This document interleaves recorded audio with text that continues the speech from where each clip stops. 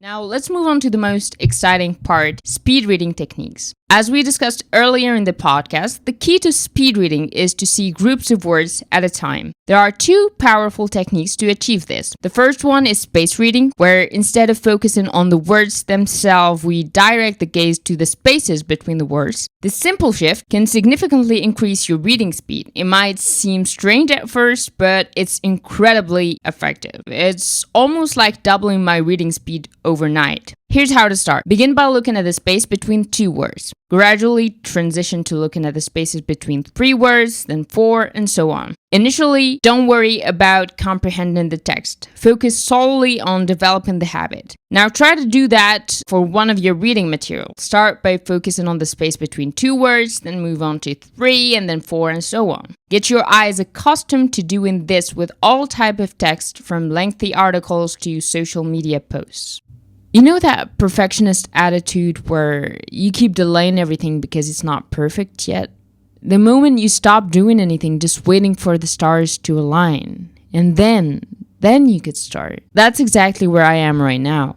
I started this podcast to learn about how to create a life I would cherish, something I would be proud of. And God knows I'm doing my best to learn and grow, but it feels like I never have enough time to read, summarize, and discuss these topics in the best, most perfect way. I finished recording and editing an episode about how to speed read, and as I got to the last few minutes of it, I just hated it. It was something like what you just heard at the beginning, and that to me didn't feel good enough, valuable enough for you.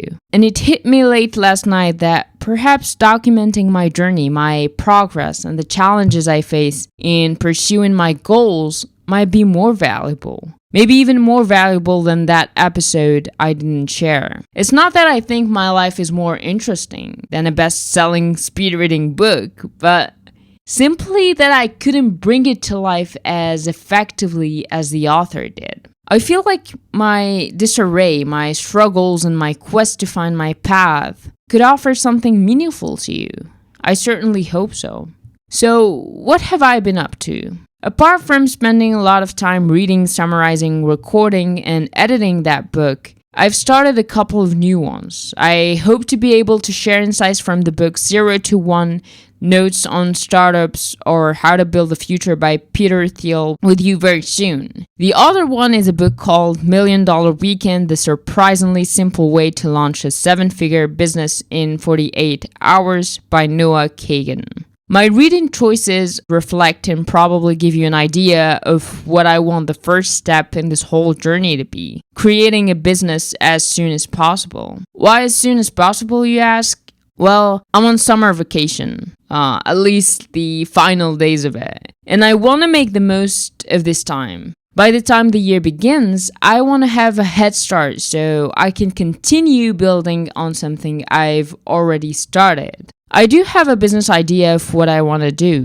but I feel overwhelmed by the scope. I need help, but I'm unsure who to turn to or how to find them. I believe creating a few samples of my product is crucial so that anyone who joins me will understand the quality I aim for. I'm also definitely doing many things at once. My business, this podcast, and reels. This reminds me of something I read in 0 to 1. Let me get it out right now. So, process trumps substance. When people lack concrete plans to carry out, they use formal rules to assemble a portfolio of various options. This describes American today. In middle school, we're encouraged to start hoarding extracurricular activities. In high school, ambitious students compete even harder to appear omnicompetent. By the time a student gets to college, he's spent a decade curating a bewilderingly diverse resume to prepare for a completely unknowable future. Come what may, he's ready for nothing in particular. And yet, I feel like each thing I do is important in its own right, but also reinforces the principal thing. My business should be the main focus, but to build it, I need to learn and synthesize what I learned from reading through this podcast. And the reels help in building an audience. So aren't all of these necessary for this one thing I want to do? Or am I just finding excuses not to start? And that takes me to starting. I initially wanted to build a platform from scratch, but my coding skills are basic, if not absent. HTML, CSS, a little bit of Python. It would take ages to do it all myself. And I'm hesitant to pay for platforms like Squarespace or WordPress for now. So I figured I could do something else. Using social networks like Telegram to build a community and share my product. While this approach might not be ideal for creating a company, I see it as a training ground, I'll strive to make it great and differentiate it from the competition, but my focus now is more to start and learn how to build a startup. So I thought I'll start with a beta version with a few samples and most importantly, the community. And gradually build the content over time by building something more feedback enriched and improving the product over time. And hopefully find people who want to join me in this pursuit and help create the best product possible. Alex Hormozy suggests that the beta version should be free to gather testimonials and feedback. That's my plan, but the thing is, I'm still struggling to start. I want to create a product first, but feel I lack the time and resources. I'm considering building the community this summer while people are more available, but doubts persist. What if it's not good enough? What if I need to hire people first? What if I can't price things correctly? What if? So many questions, so much overthinking, but what I really need to do is start and improve as I go. I'm also scared. Scared of failing and oddly enough scared of succeeding. I fear wasting my summer, not being present with my family and not making the most of these moments. But what if I'm already missing out by overthinking? Wouldn't I be more present if I felt I was doing the right things? Wouldn't I enjoy the little moments more if I felt I was on the right path? You know what?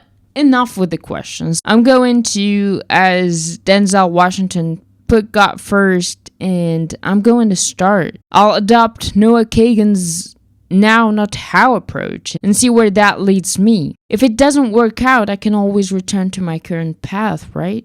Now that we've seen all of that, let me share with you a few things I really enjoyed this week. First, a book on the psychology of sales. It's something I've started sometime last year because I was eager to understand the art and psychology behind pricing and sales. But since that was not my main read, I never got to end in it. And I don't think I'll get to do it very soon either. I recently skimmed through it again in search of information on how to price my product. While I didn't find exactly what I was looking for, reading some of the pages made me realize how the psychology of sales is one of the most fascinating things I got to come across.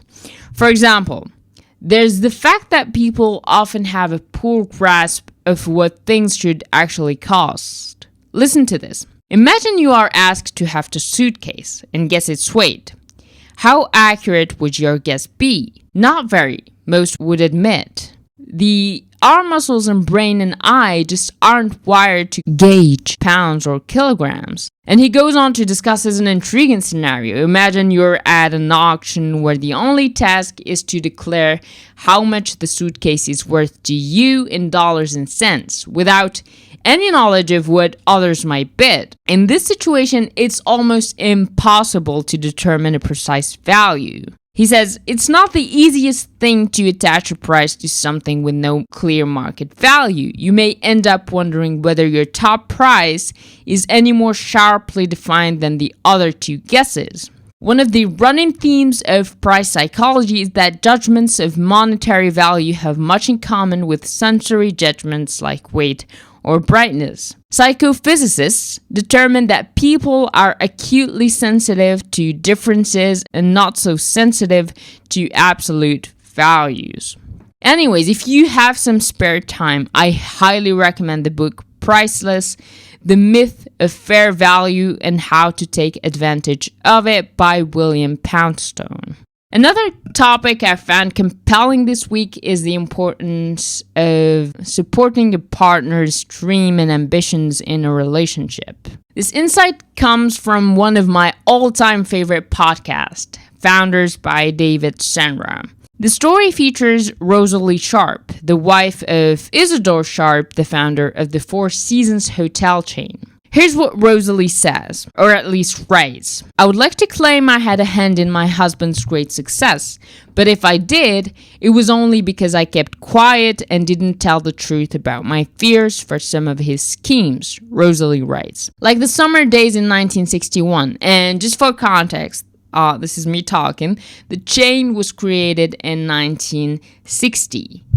So like the summer's days in 1961, when we drove up to the corner of Eglinton Avenue and Leslie Street in Toronto, to a hilly meadow of tall grass. Here, said Issy, is the site for the second hotel, the inn on the park. What do you think? There was not another building inside. Trucks were turning into a municipal garbage dump across the road, and just then, a CPR freight train roared by the property. I thought, what can he be thinking? Real hotels are always downtown, usually handy to the railroad station, and have regal names like Royal York, King Edward, and Prince George. Wisely, however, she kept her doubts to herself, and did so again when he told her his aim was to make the name Four Seasons synonymous with luxury like Rolls-Royce. My most valuable contribution to his success, she writes, has been my silence.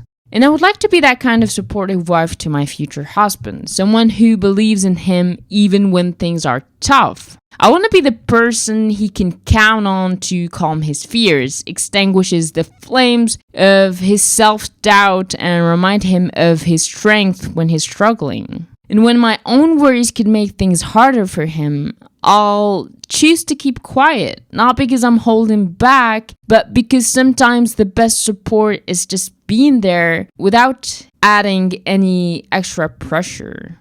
The third thing is a lesson about what makes a video not just watchable, but utterly captivating from the YouTuber, filmmaker, and independent journalist Johnny Harris. If you've ever watched one of his videos, sometimes even when the topic isn't your usual cup of tea, you've likely felt that magnetic pull of his storytelling, and you'd have to agree that Johnny is very good at what he does, and that he has mastered the art of grabbing your attention and holding it for as long as possible.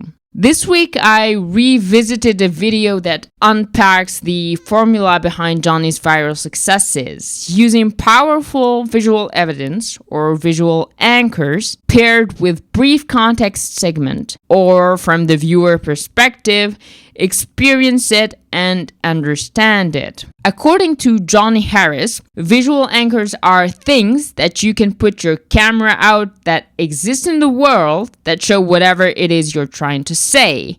Visual anchors are everything. What's truly fascinating is that sometimes these visual anchors alone can carry an entire video, even without much context. How does this work?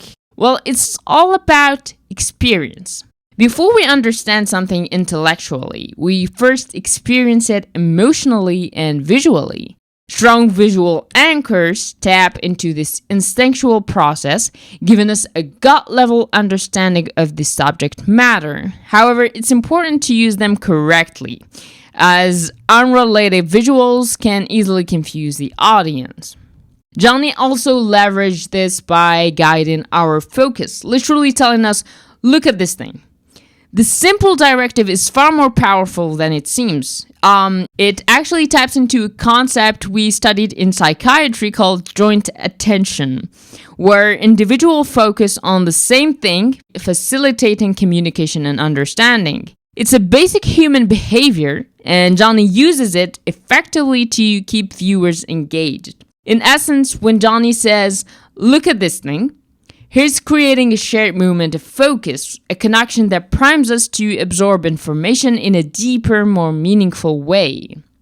If you have just 5 minutes to spare, I urge you to watch this brilliant breakdown of Johnny's approach. It's crafted in the most genius way possible, and it's packed with insights that could transform the way you think about storytelling.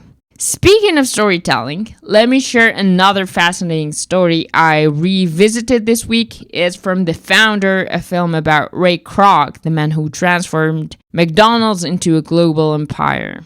There's a pivotal moment in the story when the McDonald brothers realize their 27-item menu is dragging them down. Despite initial success, their drive-in model was faltering, overwhelmed by inefficiencies and a lack of focus. They realized that 87% of their sales came from just 3 items: burgers, fries, and Coke. So they took a huge risk. They shut down the restaurant, simplified their menu, and redesigned their operations to focus on these core items. This wasn't just a menu change, it was a complete overhaul of their business model. They got rid of waitresses going to the cars and instead let the customer grab their order directly from the counter, used only paper packages, and the most important cut of all was the waiting, slashing wait times from 30 minutes to 30 seconds.